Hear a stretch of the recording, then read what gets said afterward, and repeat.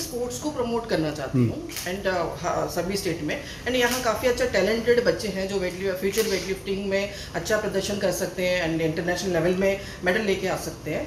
तो वहाँ उन बच्चों को मैं मोटिवेट करने के लिए एंड प्रमोट करने के लिए, वेट लिफ्टिंग को इंट्रोड्यूस करने के लिए मैं कोशिश कर रही हूँ। सो हमारे मिनिस्टर से क्या रिस्पॉन्स था? बहुत अच्छा रिस्पॉन्स मिला है। अभी मैं मिली हूँ तो बहुत एक्साइटेड है, मैं भी बहुत एक्साइटेड हूँ एंड बहुत अच्छा मेरे को कोऑपरेट कर रहे हैं एंड इन फ्यूचर मुझे लगता है कि बहुत अच्छा परफॉर्मेंस लाने वाले हैं हम लोग वेट लिफ्टिंग में।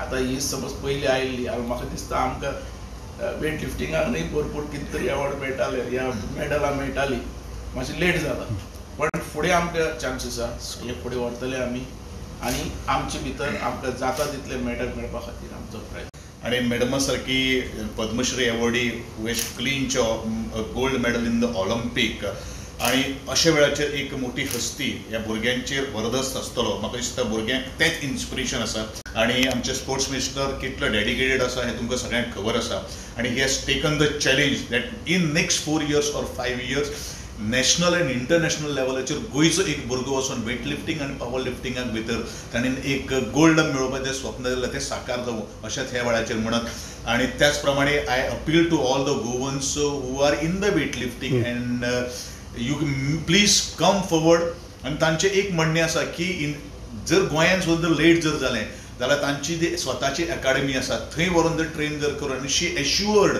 Within 5 to 6 years we can show the results.